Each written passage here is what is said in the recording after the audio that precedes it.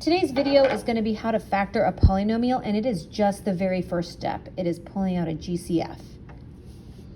Okay, so before I show you this, I wanted to just refresh your memory on what a GCF was. Okay, so if I have two terms, let's say it's 50 and maybe 60, and I want to know the GCF, the greatest common factor, the easiest way for me to do this is I look at the smaller number, 50, and I list all my factors of 50. No, I wish I didn't pick such a large number.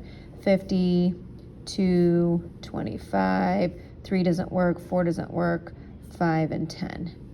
Okay, and 6 doesn't work, 7, 8. So these are the factors of 50, and now I'm looking at this number and I'm saying which of these numbers is divisible by 60 and does not have, any decimal. Okay, so I want it to be the largest possible number. So does 50 go into 60? No. 25 go into 60? No. 10, yes. So 10 is my GCF. Okay, just a quick reminder of how to find the GCF. Okay.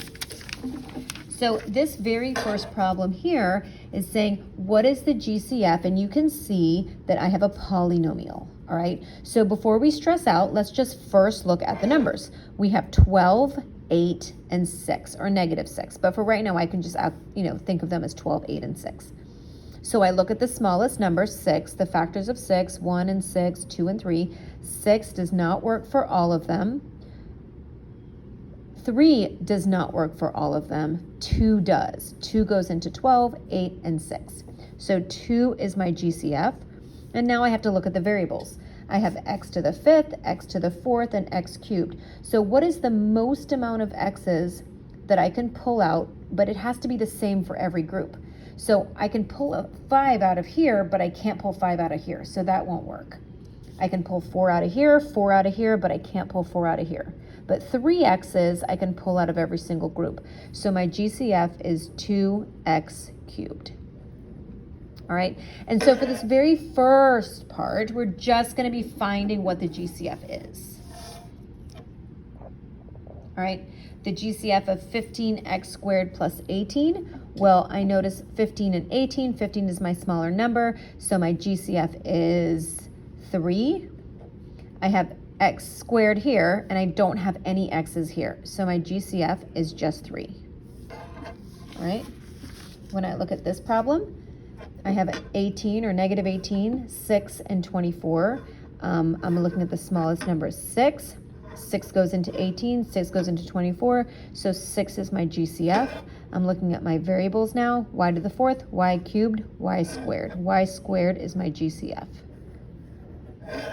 Okay, so the first thing we're going to do when we factor polynomials, the first step of factoring is finding if there is a GCF in the polynomial, and we're going to factor that out, which is what I'm going to show you right now. Okay, so we're going to factor out the GCF. So before we found it, and now we're going to factor it out. And I put a little note here on the side that says once it's in standard form, then if the first term is negative, I usually pull out the negative.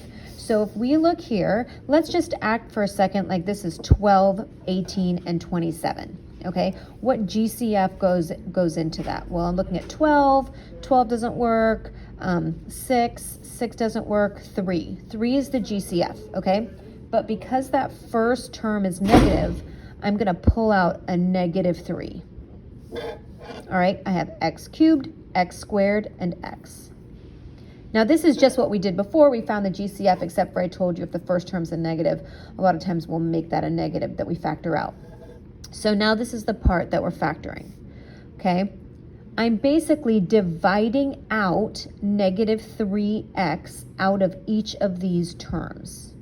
Okay, so you can say to yourself, a lot of times I'll just say, let's just look at this first term right here. Negative 3 times what number is going to get me negative 12? Well, negative 3 times negative 4, positive 4, is going to get me negative 12. Okay, and I don't have to put the positive there. X times what is going to get me x cubed? X squared. All right, now if you're not good at doing it that way, you can also take your calculator and you can put negative 12 in your calculator and divide it by -3, and it will get you 4. Okay, so that's where that came from. Now I've done my first term, so let's look at the second term. -3 times what number is going to get me 18? 6. So -3 times -6, x times x gets me x squared. All right? -3 times what number is going to get me 27? Has to be a +9. X, I don't need an x here. All right, so there's kind of two ways, like I said, to look at it. You're saying this times what number is going to get that term back, this times what number is going to get that term back, this times what is going to get that term back. Or you can take each of these and divide it by the GCF and then put that number in there. Okay, just think, remember before when we were doing this, oh, I have stuff everywhere. We were saying things like 2x times 3x plus 1 or something, and we would have to distribute. What we're doing now is going backwards. Now we're starting with this, and we're ending here. So our answer is going to look more like this. Okay, we're starting with this and ending, and before we were starting here. So the way that you can check your work is you can just multiply it back through. -3x times 4x squared, does that give you this answer? -3x times -6x, does that give you this? So that's kind of your way of checking, okay? All right, and this will get a little faster because you won't have me explaining everything. All right, so let's look at this one. So I have a coefficient of a 1, 5, and -22. Well, my first term is not negative, so I'm not going to pull out a negative.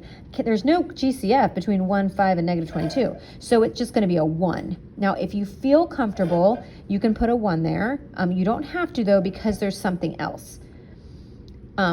X cubed, x squared, and x. You can see the largest x's I can pull out is 1. So my GCF is going to be an x, okay? X times what is going to get me x cubed? X times x squared. X times what is going to get me 5x squared? 5x.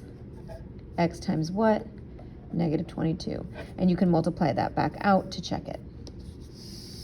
All right.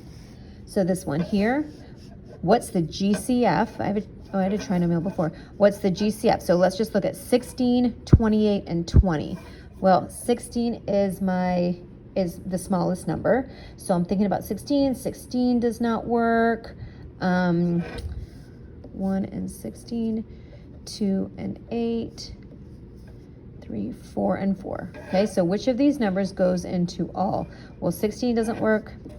8 does not work. 4 works. So 4 is my GCF. Since there's a negative at the front, it's in standard form, I'm going to actually pull out a -4. Now let's look at my variables. Y to the 5th, y to the 4th, and y to the 3rd. So I'm going to pull out -4y cubed. All right. Now I really like to go slow, especially when this guy's negative. All right, -16 divided by -4, or -4 times what number gets me -16? It's going to be 4. Y times y squared gets me y to the 5th. All right, so I've gotten that term back. Now let's look at the middle term. Negative times a negative is going to get me a positive. 4 times 7 is 28. And then I have a y there. Negative times a positive is going to get me a -5. And I don't need a y there because I have my y cubed here. All right, you can always FOIL it back out to check your work. Okay, something interesting that I wanted to show you that pops up is these, rectangles. And basically saying the area of this rectangle, and they're connected, the area of this rectangle is 10x cubed y. The area of this rectangle is 5x to the 5th y squared. So what we can do to figure out, they're saying basically, what does this length have to be? And what does this length have to be? Does this length have to be in order for those areas to work? Well, the way to do this is to first look and say, do you see a GCF here? I do. I'm looking at the 10 and the 5, and I say this GCF is 5. Let's look at my x's. Looks like the GCF is x cubed. and y. All right, so this side right here has to be that. All right, so let's look at the top part. So this times what has to get me 10x cubed y? Well, let's look. 5 times 2 gets me 10. That's all I need. So now if this is the side, that's the same side length here. So what do I have to multiply this by to get to here? Well, 5 times, 1 is 5, so I don't need anything there. X cubed, so this has to be x squared y. And that will get me that area, okay? Last one we're gonna try here is, what is the GCF? So it looks like I'm looking at 8 and 20. So I'm gonna say it's 4 y squared. What do I have to multiply? Oh my gosh, it's 2 again. So this is gonna be 2. And then 4 times 5 x y. Okay? All right. Hopefully, well, not hopefully, but we will later on get to the second part of factoring, which you always want to make sure that you are pulling out your GCF first. So it's very important that you understand how to do this in order to get all of the other forms of factoring correct. Okay, have a good day.